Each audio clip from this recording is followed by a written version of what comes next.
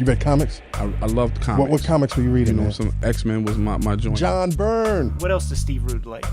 There's Byrne's FF. My colleague John Byrne. We were just having a ball being rivals at the time.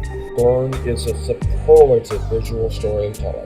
Very few people can beat him. For a while, John Byrne and I were trying to figure out which one he was talking about. X-Men number 4 here. The first X-Men that Chris Claremont's name's not in the credits in 15 years. Yeah, man, this is John Byrne on the writing duties, cuckolding his old collaborator, Chris Claremont, by gumming up the works. Probably couldn't have been happier to jump on board. Hey everybody, this is Petey from the Spinner Rack, and today, if you saw you saw the beginning part of this video was from the kayfabe, where they were talking about basically kind of glossing over John Byrne's return to the X-Men. And there's been, since the Image guys have kind of come around and kind of, I guess you could say, eclipse Byrne, they kind of tried their best to kind of eclipse this period where Byrne returned to the X-Men. So I want to do a video on kind of saying how much of a big deal that Byrne's return to the X-Men was. Though it was short, you have to imagine how popular the original run that he did on the X-Men was, right? Which fueled these hidden years. It fueled Jim Lee's work on the X-Men, because he would say George Perez and John Byrne in his head all the time, right? So if you imagine, we had the art of John Byrne, which has a lot of classic shots. The comic interview with Byrne Unleashed. We have the comic creators, where they have Byrne in here.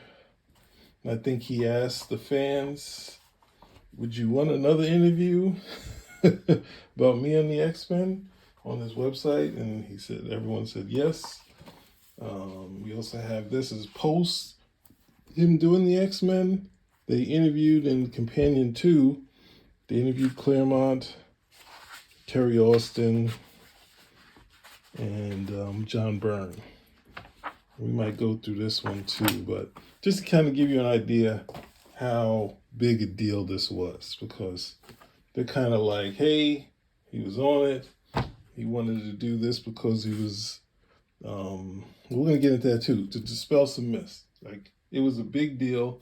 You can see on the initial thumbnail, it was reported in comics, not just Wizard, it was reported in the Comics Buyer's Guide twice, 2 cover blurbs about this, or one headline, another cover blurb about it. His return was in Comic Interview, and it was also in Wizard. And his return to the X-Men kind of let me know that the next one was actually happening, because I didn't know anything about it, right? So this is his actual, even though he was at his Never Say Never Again, they reprinted the original version of the Phoenix, and he did this new cover with Terry Austin, right? And I believe this cover, the original one, was stolen, and so I'm not sure this was done over overlay, but the original one that they had was actually stolen, right? And all this stuff is the work that Byrne or Claremont had. Terry Austin kept all of his original art. So if you forgot how big importance this stuff was, just giving you a quick look at this stuff here, right? If everyone seemed to forgot when they just talking over, it's like, oh, Byrne is just like one of many that was doing the X-Men. If you imagine, Jim Lee was kind of running the ship with Bob Harris, and Jim Lee was trying to get back to this period, trying to get back to having the originals in there. He got the originals back in there. obviously wanting to work with Cyclops and the Beast of the originals that he liked. He liked the furry Beast, which I think we'll see in this thing here. All right, this I think I had this issue as a kid. All right. But yeah, so we got the Beast here. So this all was what inspired X-Men #1, where Chris Claremont wanted to go towards the future, and Jim Lee was bringing it back to the past, because Professor Xavier wouldn't have survived the end of the Shadow King storyline. And not only did Jim Lee get to bring Xavier back, he put him back in the wheelchair, right? And the old and new X-Men were in there with a couple of X-Men that weren't in the team before, like Gambit, Psylocke, and Rogue.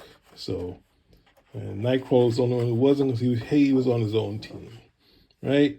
And Jim Lee also got Magneto back in the classic costume. I think Byrne and Brett Belvin's kind of put him in something close, but Jim Lee brought back doing the whole thing. And I don't want to get out there. I might have to get that book out too, right? But just to give you an overview, how much a big deal this thing was, right? So let's just stop here for now.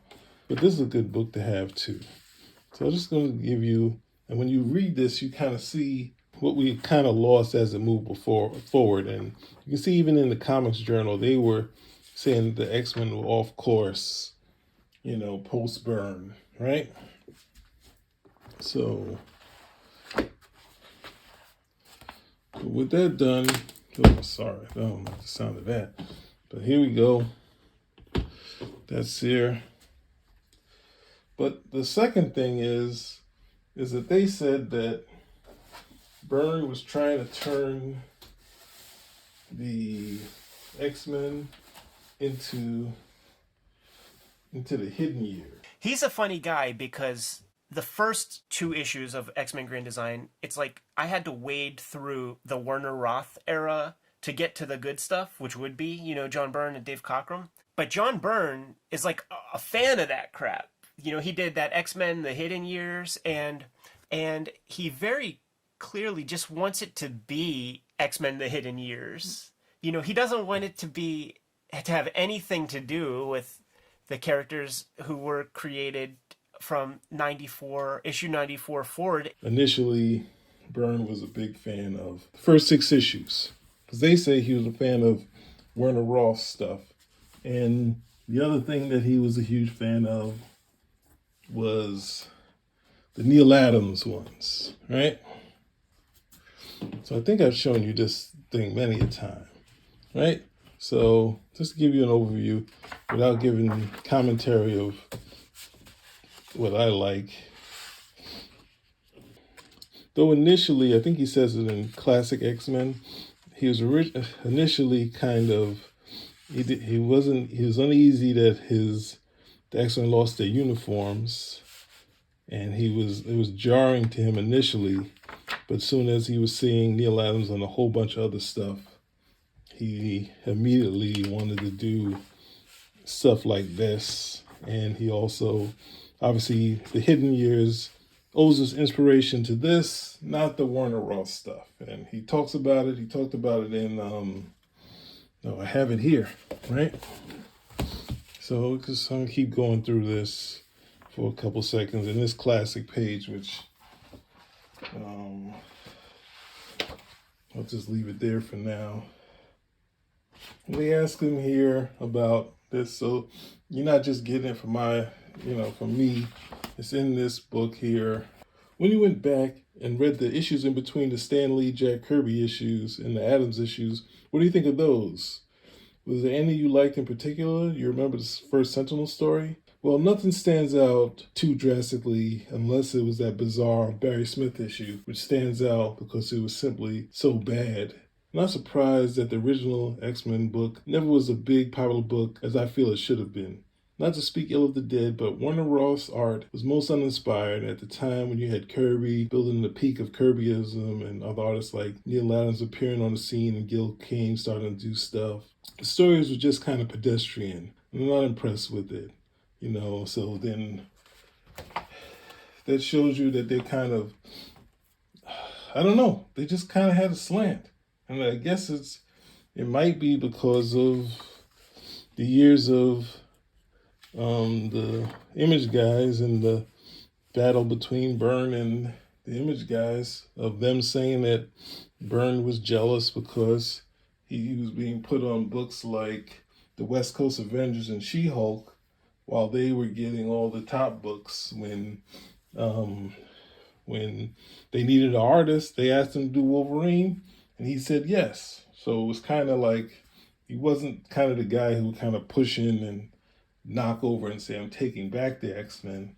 But, and I think even who's not Jim Lee, but Rob Liefeld, and him talking about it, saying he wasn't getting, the big titles that ultimately he got the X-Men. He got the two top titles because of his former fame from the X-Men and the fact that Jim Lee was saying people were coming back to the book, right? So we'll get to that in the next part of this, right? So Chris Claremont is out on the adjectiveless X-Men. John Byrne is in as scriptwriter. Jim Lee's still doing the plots and all that kind of thing.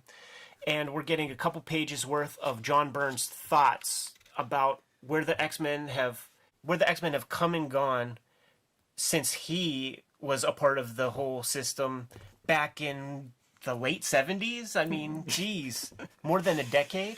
Yeah, it's been some time, and it kind of shows. Hey everybody, this is Petey from the Spinner Rack, and I'm continuing this video. I cleared up the thing that Byrne was not planning on doing the hidden years for the mutant genesis of X-Men and Uncanny X-Men.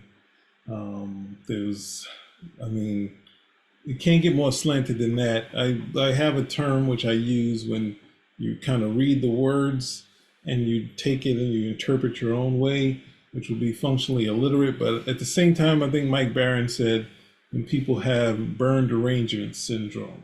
So that's the only thing I can call it to. I don't have any proof that the Image guys did anything, but they did say things post. So I don't know how that got into this, but the derangement syndrome seems to be kind of at work here, because ultimately to understand why, as I showed you in the earlier parts of this stuff, and why these things are such a big deal. And they're art guys and they're Kirby guys, and they believe in the plotter versus writer aspect. But in this thing, they don't kind of factor in how much a big deal Byrne co-plotting the X-Men was. And the feeling post of Byrne leaving that there was a difference in how it was happening, how, the stories were going when it came to Chris Claremont, and something was, something being lost. And I always use, I got this picture here, which I showed earlier, which is not, it says that it's tough to show this because it's like taking a shot at Chris Claremont, which is not what I mean to do. But ultimately, we have the journal here when they were still talking about comic books, and this is almost at issue 100. This would end at some point soon, where they're still taking notice of the X-Men and feeling like it was kind of rehashing stuff, right? We got this Kevin Nolan picture, which is pretty cool. But this to show you that despite the fact that the journal is having issue, and this is what a lot of people have issue with popular things, and anything it's sort of criticism, which is said news and criticism, deals with the most popular. As a kid, I struggled with seeing the X-Men get this criticism, even though I was kind of half in, half out, but buying it almost pretty much every month until 85. And then I think by 86, buying like X-Men until 95. So maybe I think I stopped before that. But something like that. I was still kind of in checking out X books.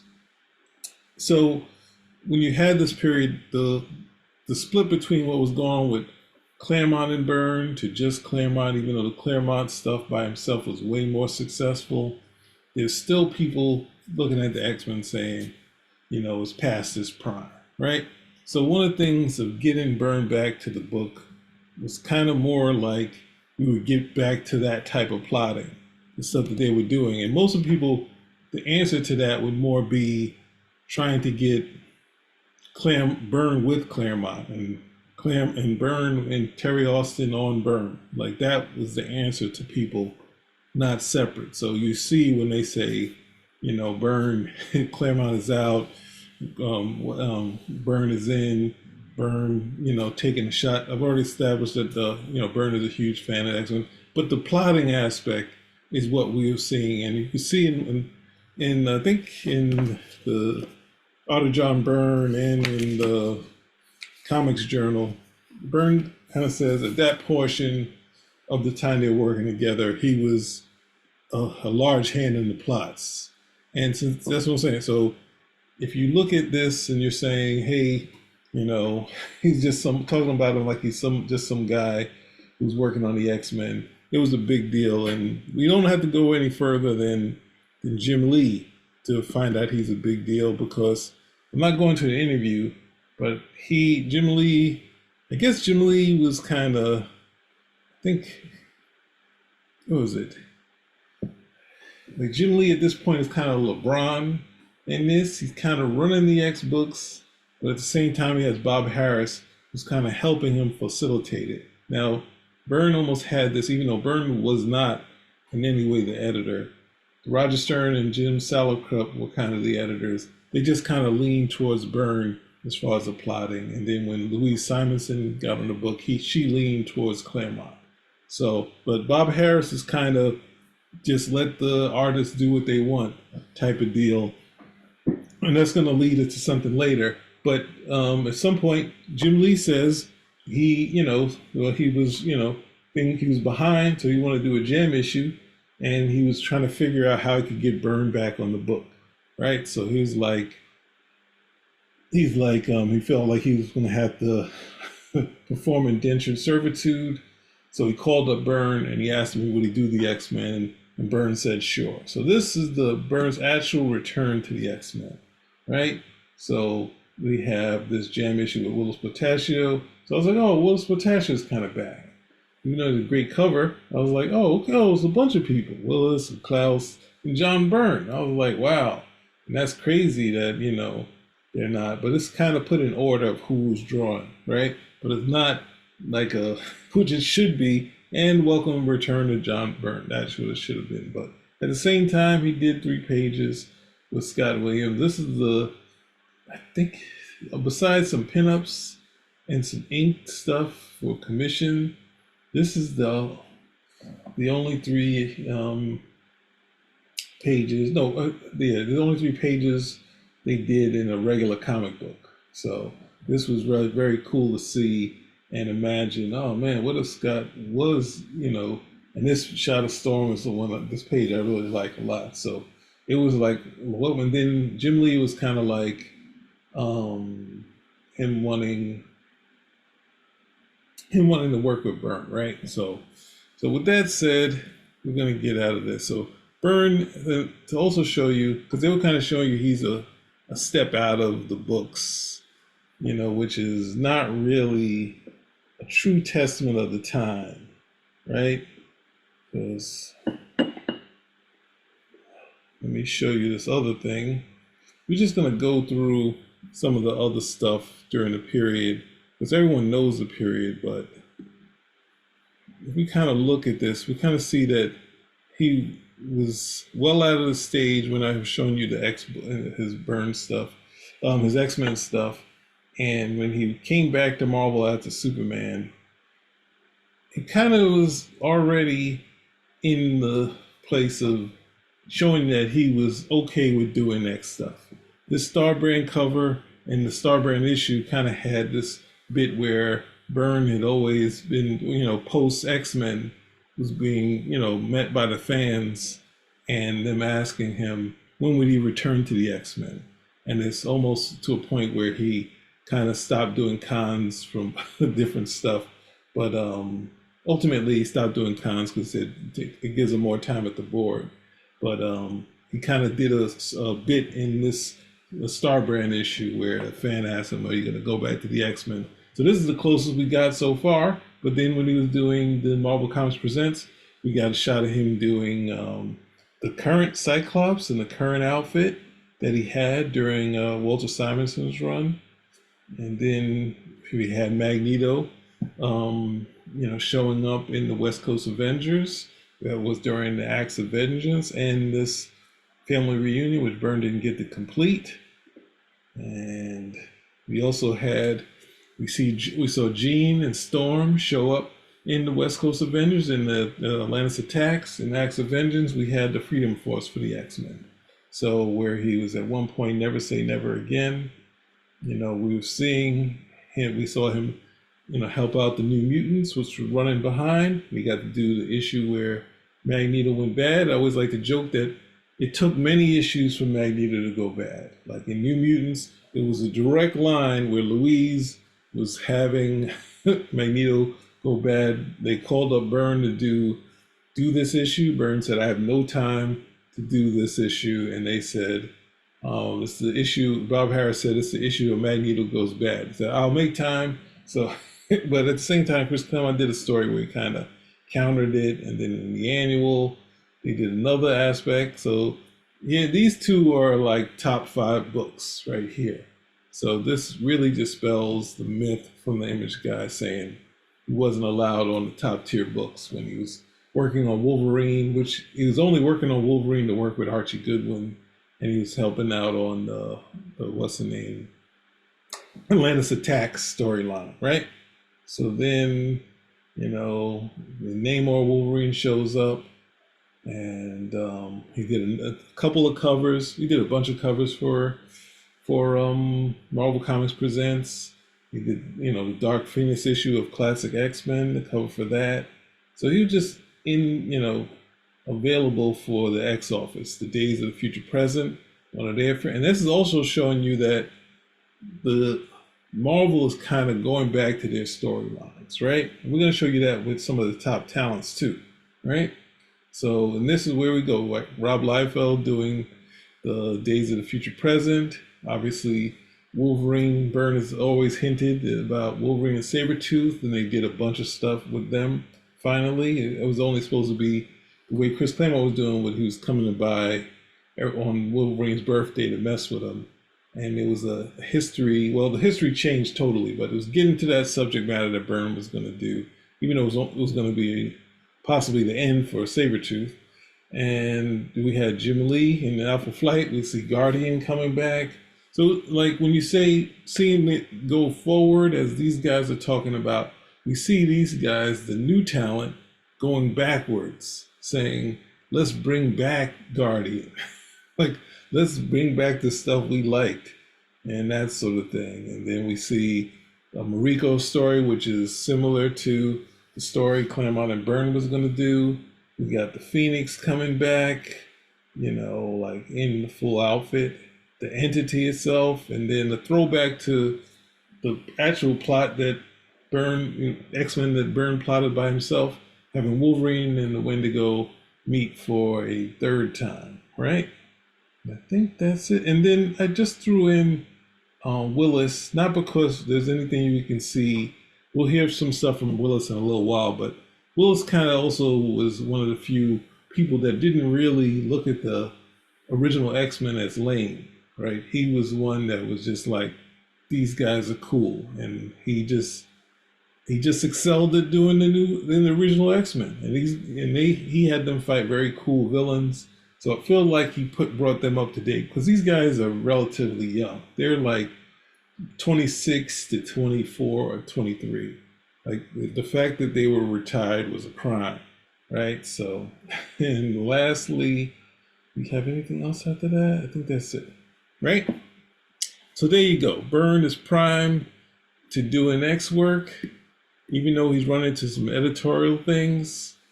And at the same time, you know, the X office is open to him doing stuff. So even though he's running stuff on the regular titles, having struggles with the X office, he's doing more and more stuff, right?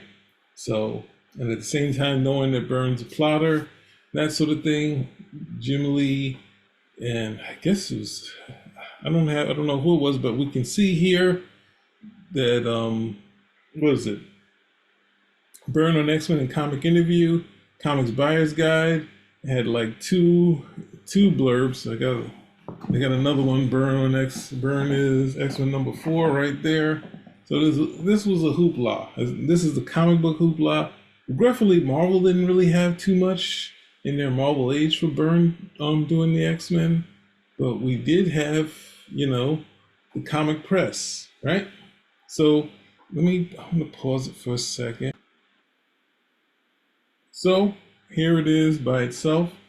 The issue where they announced that John Byrne is going to be scripting the Uncanny X-Men and X-Men, right? Taking over, and Chris Claremont, in their words, was going to be taking a sabbatical, not actually leaving, when in actuality he was leaving, right? So let's see. The other thing I want to do here is, so if we, and rather than this part, let's just hear it from the horse's mouth. We got Jim Lee's talking about working with Byrne, right? So we had the other guy saying that, you know, there's been, another incorrection is that he left the X-Men in the late 70s. That would go to the Todd McFarlane talking about Byrne was should have done his Image thing in 75. Byrne left the X-Men in like, I think it's 81, like early 81. Like I think the Christmas issue was 80. So I guess, and it was published a little while after that. So I believe it was early 81. So it's almost a decade. It's not over that. And here's, because knowing that Byrne was heavy in the plot and he was very much inspired by it, and he was trying to, on his angle, he was trying to get them back to, well, Jim Lee wanted to grab the characters that he liked. So that was his mix of X-Men. But here he goes, here's what he says. We're excited, you know, it said John Byrne is taking over scripting both X books. We're excited about that, claims Lee. Longtime fans are coming back to the book to see what's happening. See, and that's another thing about people coming back to the book, right? So not only, and this is what's happening. Yes, there were speculators, but there was a lot of buzz behind this Jim Lee X-Men, right? So he said, John has consistently put out good work, so it's just a matter of getting him used to the characters again, right? So it talks about being amicably breaking, you know, what was it, of Chris Claremont leaving. So we have his angle on it, right? So then we have Willis Portacio's angle on it, right? Now, Willis, I know, is obviously a fan of a lot of Japanese art, but a fan of Neil Adams and a bunch of other things. So he talks about basically taking over the title and the things he was prepared to do with the upstarts. And then he said, after laying foundation for future storylines, including a crossover with the X-Men in the 10th issue, Portacio plans on exploring writer John Byrne's story idea for Alpha Sentinel. Byrne and I come from the same direction and take on these characters. We seem to be getting along well, and I wouldn't mind working right away co-plotting with Byrne. He has many good ideas, right? So I think Byrne talked about saying, I think in a separate interview, when he was talking with them, he said, let's do a real mutant masculine. Let's get the number down. And I think Willis was saying pretty much the same thing. So that also made it interesting for me. So I was just like, all the buzz about this, like my two, new faves who were doing X-Men and X-Factor were taking over the mutant genesis, and they dragged Byrne to it. So I was happy as a clam. And if you're a fan of the idea that the direction of the book was taken when Byrne was on it, you always kind of thought, what if Byrne stayed on as writer and Chris Claremont left, that sort of thing. Then you kind of had this. You weren't going to get it totally, because that's what they were trying to say, that Byrne was just going to turn everything back. Now, as far as, he was just saying getting Wolverine back to being more of a homicidal maniac and less noble, which, to some extent, some people have. Some people have played up him being more of the teacher type of deal. But it's that split of how you play him, right? So, and I think ultimately, let's go to the interview, right? So here's the Wizard interview, right? From Wizard issue 4. I'm going to show you a magic trick now, right? I'm going to show you a magic trick, because he was like, when they talk about it, they say that the young writers who were working on Wizard magazine at this time were sort of in the position that you and I are at this very moment, where we're sort of embarking on this new venture with cartoonist kayfabe. So we're kind of finding our footing in the same way that these writers are. And John Byrne is essentially walking all over this kid, and they are just printing everything he's saying. It's like a verbatim transcript of whatever the phone conversation is. They say that Byrne is just kind of leading around this reviewer, because this is just a startup book and all this other stuff and all this thing of saying that Byrne is just leading, which is not. That's why it goes to derangement syndrome, is because it's not what happens, right? And the interview is not from a neophyte interviewer, right?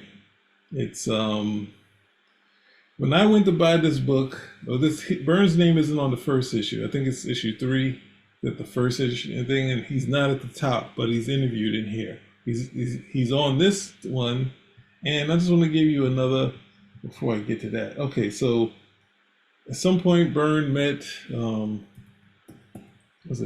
Garrett Seamus, and they got to hang out, and Seamus asked him to do a couple covers, which none of them were used.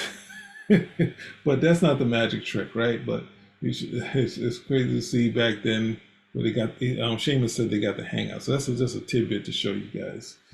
And so let's go back to this. So this interview here was actually in this thing that's from over 102 issues. And you say, I don't understand this. When I was a kid, I guess I was what? I don't know how old I was, but I was young. I was still young at this point. And at this point, friends of mine who didn't read comics or read them casually were reading X-Men again, right? So I read this interview, right? So I was real jazzed in reading this. So then Wizard came out, right? So I was like, oh, they got a Byrne interview. So I don't think I bought the first couple of Wizards, because it was kind of bawdy, and it just felt like it was kind of filler. So I was like trying to get my hands on more Byrne stuff. I don't think I got the Comics Buyer Guide, but I bought this, and it's actually this. It's like in one issue, the entire interview that he does that's in Wizard is in this issue, in one issue. So it's not a neophyte company that gets led around and dragged around by the interviewer.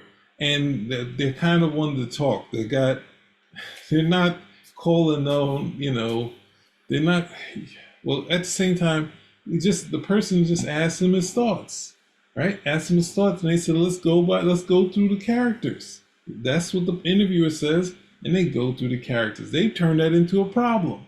But at the same time, their reasoning for that is wrong, because that's my magic trick. This Wizard issue has the same interview as this one. So, and I was pretty upset finding it's the second part. I was just like, what happened to the first part? So it's kind of funny to me, at least, that this happened. So So there we go. We got you your framework, that sort of thing. We got Jim Lee's take on it. We got Willis's take on it. And then we have the kayfabe guys' take on it, that they kind of turned it. The Byrne was behind the times. I already showed you that he was playing around in the X office for a while. I think with some of the X characters, and they were utilizing him. He was having struggles with the main title, with the Avengers titles in the main office, but he was still kind of doing some work with. He never actually left Marvel. He was, even though he was running into things with them, I think he did What If the entire time. Like, I don't think he, ever ran into any trouble on what was the book, the comedy book. He was constantly doing stuff for them. So let's go to, before we go to let's go to the actual issue. So he's here because he's writing X books, right? The problem with this is he writes 2 issues of X-Men before he moves on. Literally 2 issues of X-Men. I think 5 or 6 issues of Uncanny X-Men. 2 issues of Wizard article to cover that. 8 total issues. And let's be clear, when we say write, he put the words in a dialogue balloons. Like Jim Lee was plotting those comics out. Whilce Portacio was plotting what was happening on the page of his issues. So he was writing the words that you read, not necessarily all the plot and that kind of thing. So the other bit that they talk about is that Byrne isn't supplying the plot. He's only putting the words in the balloons. And yes, but we saw what happened to the Image guys when they got less than qualified people to put the words in the balloons. Now, this is a thing where I think people think Stan Lee did nothing. When you get to this point where you have Fabian Nicieza did nothing. With the Image guys, the characterization or the acting, as I guess Jim Shooter would say, is a little bit rougher, right? And it's a lot of pretty pictures. So one of the things that having a good scripter, and this was a surprise because when I started seeing Byrne do this, and I kind of knew his style from the Fantastic Four and for Superman, I was kind of like, well, what's this going to be? I've heard him talk about the X-Men, but I was like, who's going to be the Reed Richards or the Superman in this? And that's me being my own bias. When I got to this book, well, I guess I got to the other one first, but we'll show this one first. I was like, this kind of has a feel of Chris Claremont mixed with, I usually say Lean Win, but this kind of feels like Chris Claremont mixed with Frank Miller here, because it was a Frank Miller type scene with the hand, and at the same time, it has Byrne kind of bombastic villains, but it just kind of felt like he was fitting right into the shoes for Chris Claremont. Like he was almost going for that when he was writing it, right? I mean, his villains still sound like his villains, but at the same time, the way the script was, it was contemporary. It was kind of, knowing he's a Stan Lee guy, even though there's a lot of words here, it still felt like it was, there's still some Byrne in here, yes, but it was like, it's gonna work for the present day kids. They're not gonna, Byrne's not missing a beat for Chris Claremont.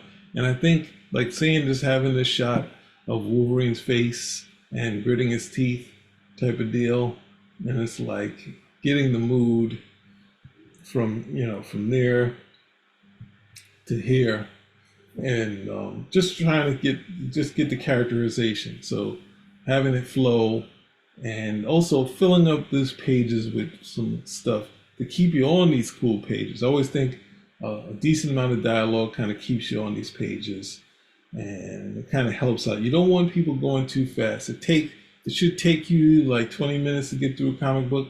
People have done the comic animation, and it kind of takes 20 minutes. Any good comic book should be about 20 minutes, more or less, right? And right here, so Gambit is doing this thing, and Wolverine.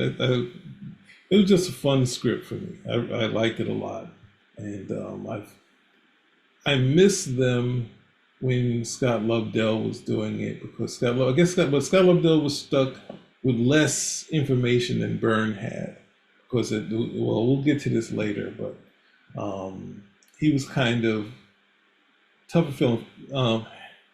Scott Lobdell had the characterization right, but he was a little bit looser with the characters than the characterization that I knew. So it was kind of like them feeling like they got it wrong. But Byrne was kind of going back to the classic characterization, and at the same time, try to have it a little more energy to it, right? Like so, and so it's not for the Image guys. You could see when the Image guys went to do their own thing and they had their friends scripting it, there wasn't much there. So it's kind of all these things and some of these are Claremont characters, and he's just there's not missing a beat, right? And is anything else here? And then I think, who was it?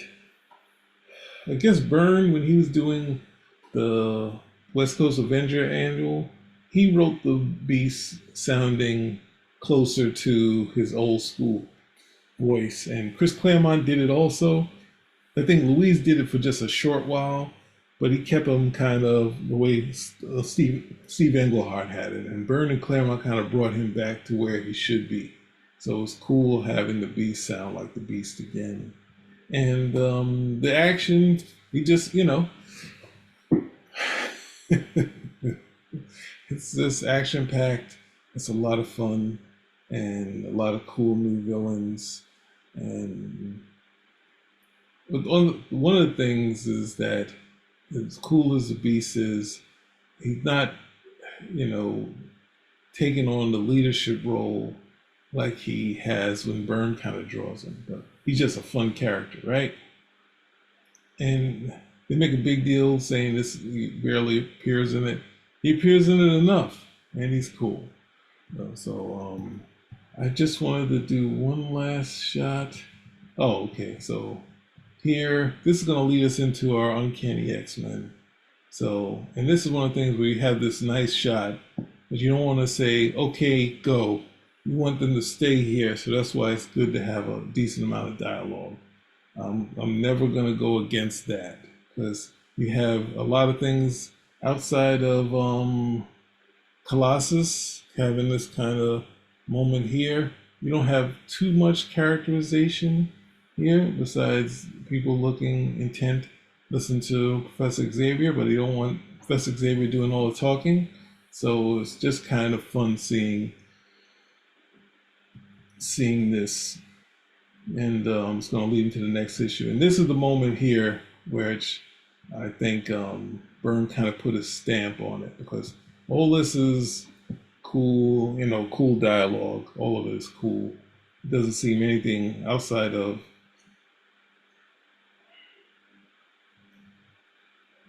we had this moment here with Maverick. Maverick is like, looks like your ex-buddies have come calling.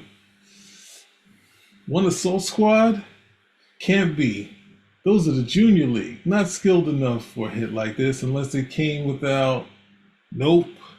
They're the big kids. Now, when I saw this, I was like, no other person in present day is going to look at Cyclops and the Beast and say they are the starters, and Gambit, Rogue, and Psylocke are the bench. So I was just like, finally, someone's giving some respect to the original X-Men, right? So he says, but they got the Walking Light show with them, probably think they can best keep her from getting killed by keeping her close at hand. Too bad for them. We're out of here. And they're dead. Logan, it's like a great thing where it's like, oh, he's already assuming that they're dead with this hit they're trying. And this Dazzler subplot kind of pushes Dazzler back to where she was kind of a little more a go-getter like she was in the comic book. So, and then I'll turn to the next one, and I was, okay, Long King, what happened?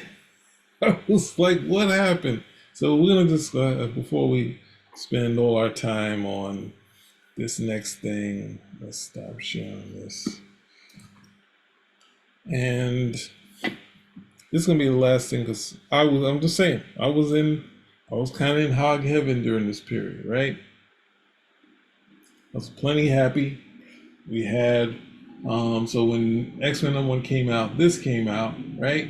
So we saw the wide shot of the X-Men all dressed up. And we start with the Reavers. And this is where I say, once again, having a good scripter comes in, because even though it's a good enough establishing shot there in the Outback, but you don't get a real placement of how things are.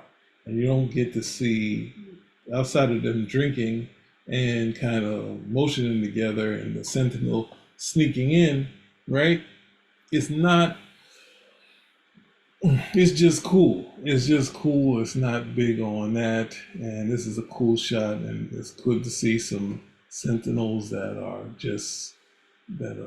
very destructive, and they can take out, they can basically putting people on the run. This is what Sentinel's supposed to be. So seeing John Byrne with his name below the plotters, which was great. And we have the X-Men, it's a throwback. X-Men have gone to the Hellfire Club. And we know that they had an alliance, and Byrne is kind of showing that Jean is kind of having some issues being there, because she has memories of the Phoenix, and that just led to her death, right? And we got some uneasy tensions going on, and then we get this nice shot of the White Queen and this upstart child, right? And we get the upstarts here, right? So this is cool. I guess they called it Malibu style or something like that, or homage style. But yeah, it was just fun stuff. I think he sold more with the originals, but at the same time, this stuff was cool too, seeing him drawing Colossus and whatnot. And I said, oh, they're going to kill Lady Deathstrike? I was like, nope. Somehow Lady Deathstrike, she's too cool to kill. But Donald Pierce, yeah, let's get rid of him. And he tries to run off, and he sends him.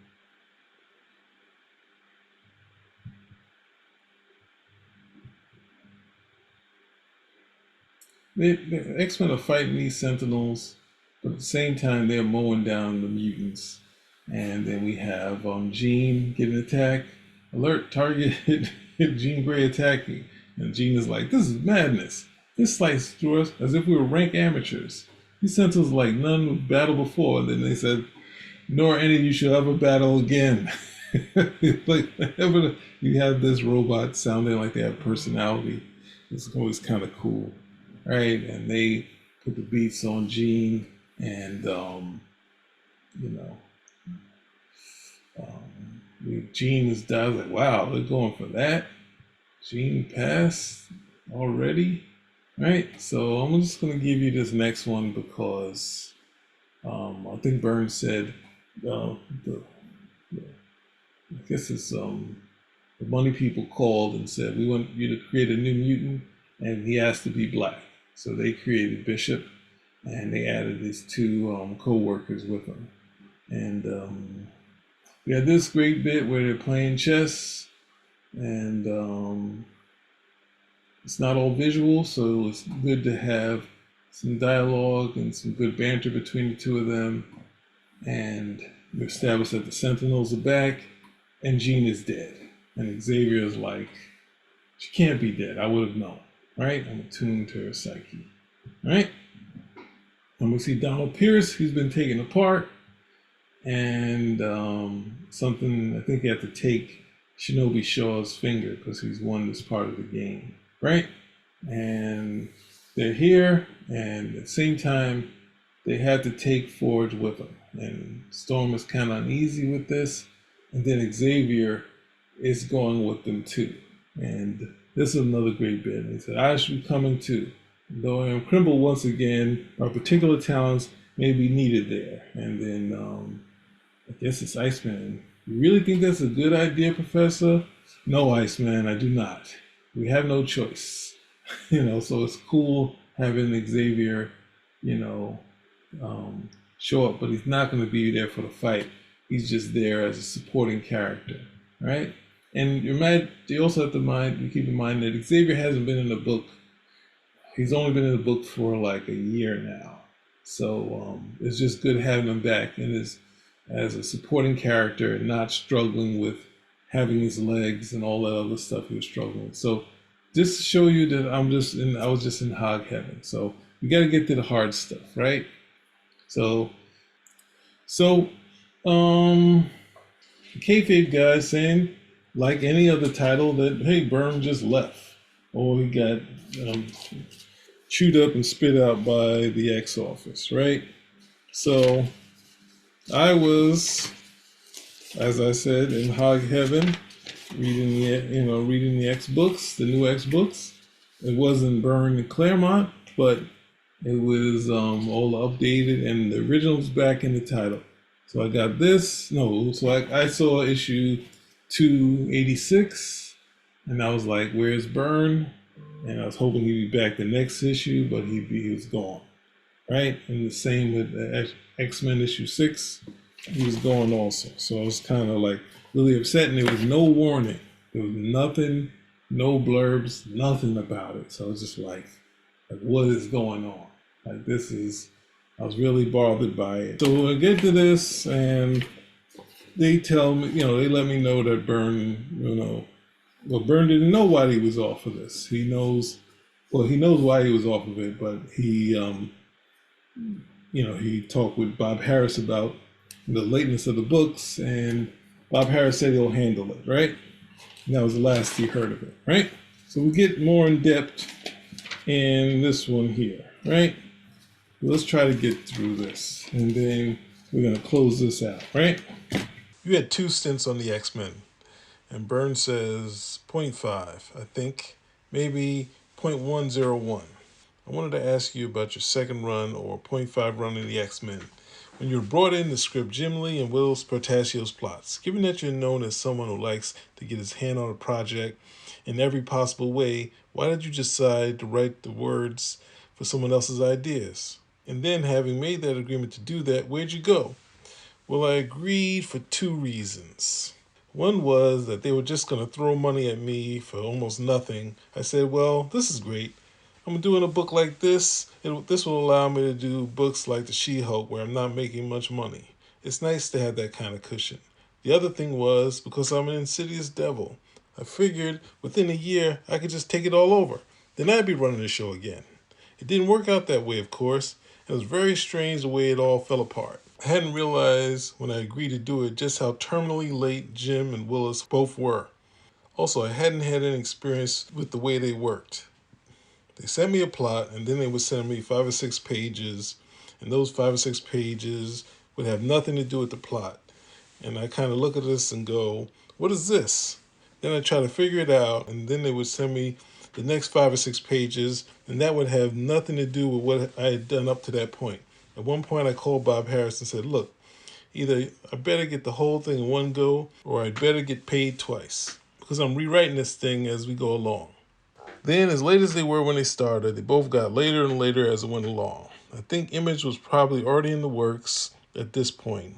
And they were running around making appearances and being famous and not actually producing comic books, which invariably happens to everybody. Everybody goes through that. So that's not necessarily a criticism. The straw that broke the camel's back was that Jim Lee faxed me pages on Thursday and Friday so I could script them on Saturday and Sunday. and faxed in directly to Tom Orzechowski, the letterer, because the book had to leave Marvel on Wednesday. I called up Bob Harras and said, a writer normally gets a month. I can't do my best work in 2 days. I want 2 weeks. Give me half the time a writer normally gets. I assumed he'd plug in a couple fill-ins or something. He said, we'll take care of it. Then a week later, I was talking to Terry Austin on the phone, and Terry said, I hear you're not writing the X-Men anymore. And I said, what? He said he'd been to a barbecue at Bernie Rice, and Scott Lobdell told him that Scott had been assigned to do the next 6 issues of the X-Men. That's how I found out I wasn't writing the X-Men, and that's how they took care of it. So anyway, there you go.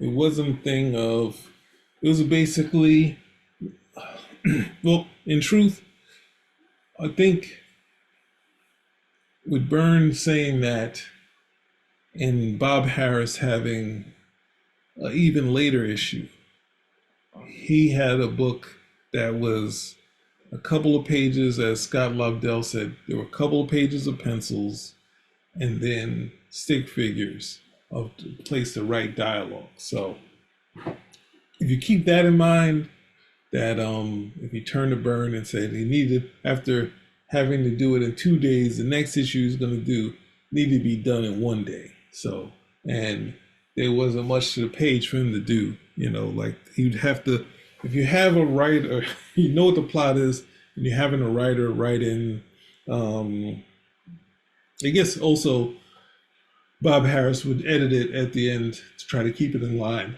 Excuse me. But that's basically it. It's not a thing of, Byrne leaving or, actually coming in conflict with Jim Lee. At the same time, him and Jim Lee got to talk. Jim Lee had asked him to join Image and take his books from Dark Horse to Image. And Byrne said, no, I already set up camp. Now, it would have been a cool to get him because, no, actually, at the same time, Byrne was pretty much outspoken. So if there was some backwards stuff, he probably would have said it. So it would have been kind of tough having someone who would have to not know what was being said by the Image guys and being asked about it. So, which, some of the things they were saying in the press goes against his feelings on how comics were done. But this, I guess, is better that they, outside of the couple of blurbs that they had done in Marvel, not going crazy about it. But the press did, the comic press did, and the fans did. But ultimately, we got Scott Lobdell and Fabian Nicieza, who had been around. They've been doing stuff all around the book. So, Scott Lobdell was working on, what's that thing? Marvel Comics Presents and Alpha Flight. So he had some buzz on Alpha Flight. Did you work with Jim Lee? Oh yeah. Jim and I, it was the strangest working relationship when we very first started, because it was X-Men number 6, and it was the first X-Men job I ever got. And what happened, it was the night of the Marvel Christmas party, and I was in my Marvel Comics Presents editor's office, and Bob Harras walks in and he says, Scott, walk with me. And I'm like, okay.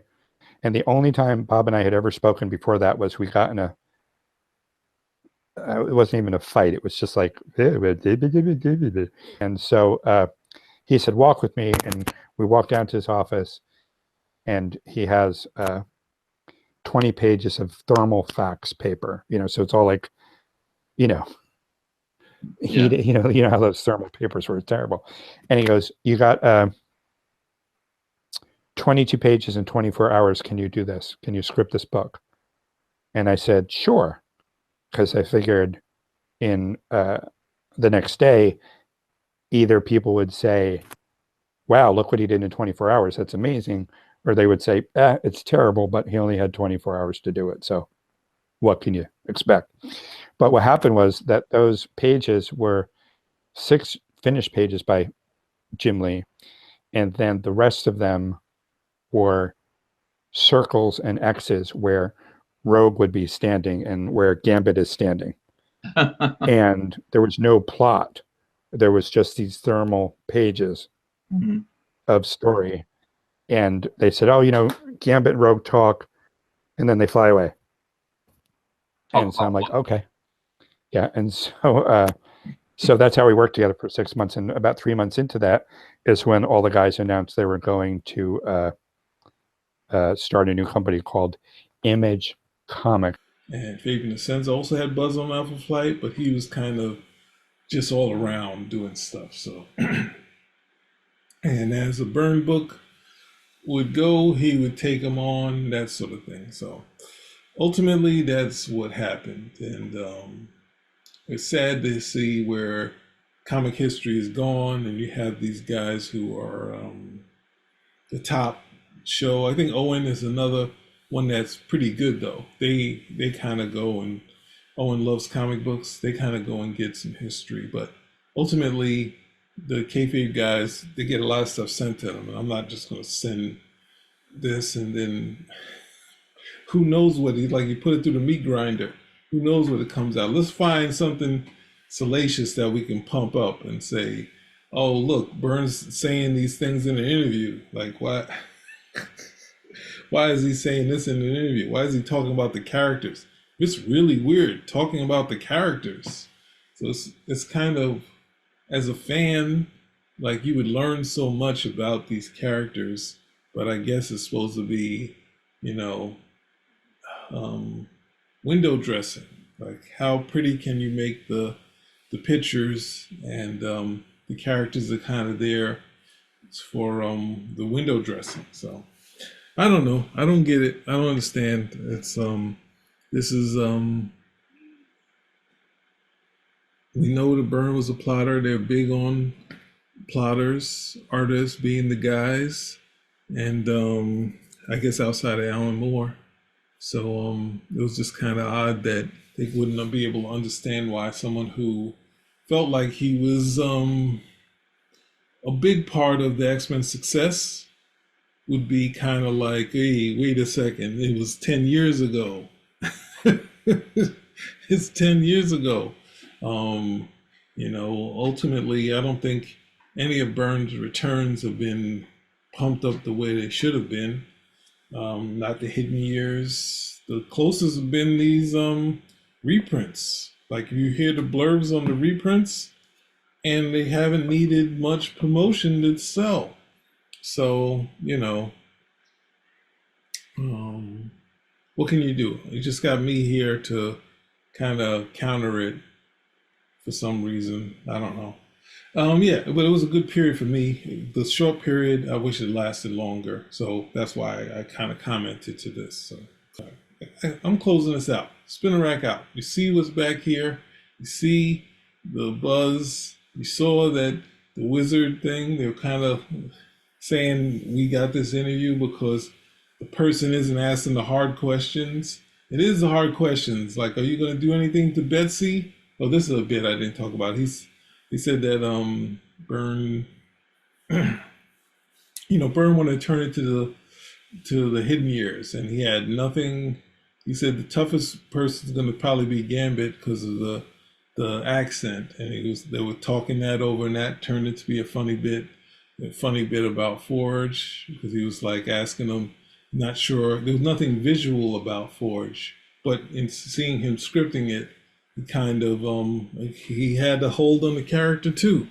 So but he was, he said he was doing a lot of research on different characters. So if you were an X-Men fan and hearing, another thing was, I thought immediately, it's like, oh, how he's gonna fix it, because he was known as Mr. Fixes. How he's gonna fix Psylocke. But then he said, no, Psylocke has this nice psychic dagger that she sticks in people's heads. Like, that does sound cool. But I wanted to get Betsy back to being a Brit instead of an Asian person. And the only thing he talked about changing was either the Beast or Archangel, like getting them back to where they were. So I think Archangel, as cool as he is, he's kind of character to say that Angel was lame. So good to have a person who didn't think Angel was lame and kind of show you how you can write him. I think Kurt Busiek also did a good job of writing Angel. So I guess that's it. That is it. Spinner Rack is out.